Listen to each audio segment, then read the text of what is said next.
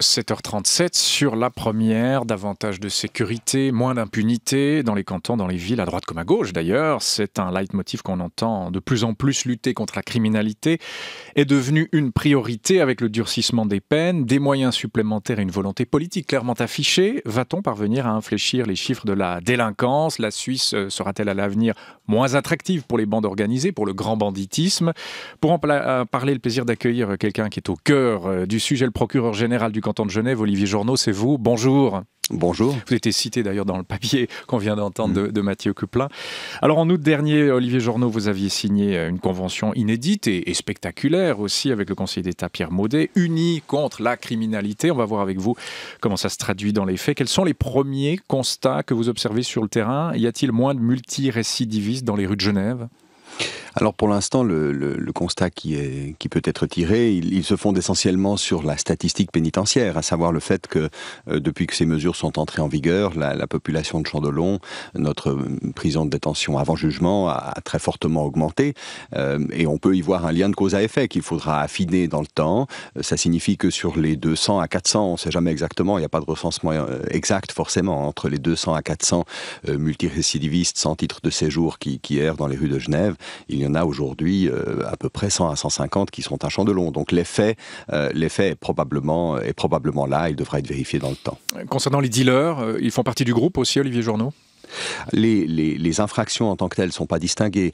Tout le monde est visé, si je puis dire. C'est-à-dire tous ceux qui se livrent sur l'espace public à des infractions. Les dealers sont évidemment aussi concernés, avec une différence malheureusement sociologique, à savoir que le dealer, il a un client, tandis que l'arracheur de sac, lui, il n'a que des victimes.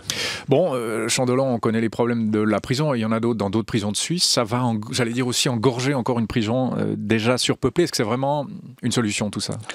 Alors ça, c'est le grand débat sur la question de savoir s'il faut adapter la taille des prisons au nombre de délinquants ou le nombre de délinquants à la taille des prisons. On peut bien se rendre compte que la deuxième possibilité est un petit peu illusoire. Elle est même dangereuse. Elle consiste à un moment donné à cesser d'arrêter des gens, tout simplement parce qu'on ne s'est pas doté en temps utile de places de détention. La Suisse romande, en général, a pris du retard. Genève, avec les autres cantons romans, en matière de places de détention provisoire. Et aujourd'hui, on est victime de cette situation. Alors le Conseil d'État a un plan de rattrapage, j'en suis très heureux, mais en attendant, aujourd'hui, on ne peut pas simplement dire aux gens on renonce à arrêter telle ou telle personne parce qu'il y a une surpopulation carcérale. Olivier Journeau, d'accord, on comprend votre credo politique. Ces gens-là deviennent quoi? Combien de temps restent-ils en prison? Et qu'est-ce qu'on en fait après? Qu'est-ce que vous en faites après? Est-ce qu'ils retournent dans les rues? Est-ce que vous avez un traçage, une traçabilité de ces gens? Alors la grande difficulté, c'est qu'on a affaire à des populations, précisément toujours dans cette population de multirécidivistes. On ne parle pas de l'ensemble des délinquants ni de l'ensemble de la population de Chandelon. On a affaire à des gens qui proviennent essentiellement de pays du Maghreb et qui, en raison des difficultés diplomatiques et autres, ne sont pas expulsables. Et ça, c'est le grand drame de la situation, n'est-ce pas?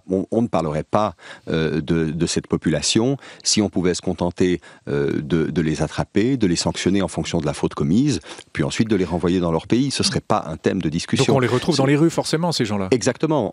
À partir du moment où ils ne sont pas expulsables, au moment où ils sont libérés, soit ils disparaissent dans la nature, soit on les retrouve dans la rue. D'où la nécessité, en fait, c'est un constat assez pessimiste. Le bilan est nul finalement. Si on les arrête et qu'on les retrouve dans les rues après, le bilan est nul. Alors il serait nul si la prison n'était pas considérée à un certain moment comme un désagrément. Alors pour dire les choses de manière moins ironique, notre but c'est clairement que lorsque la personne se rend compte que sur 12 mois d'activité, il a passé 3 mois dans la rue à traîner, à arracher des sacs et 9 en prison, eh bien il peut peut-être se dire que Genève n'est pas l'Eldorado qu'il s'imaginait et puis il peut aller voir ailleurs. Et pour finir aujourd'hui, c'est comme ça qu'on procède, c'est de l'expulsion par harcèlement, si je puis m'exprimer ainsi, c'est-à-dire le but c'est de rendre la vie de ces gens-là tellement désagréable que pour finir, ils quittent Genève. Mais ce sont des gens qui n'ont rien à perdre, Olivier Journeau. On connaît le profil. Est-ce que ça marche franchement sur eux, ce harcèlement? Quelle expression avez-vous utilisée?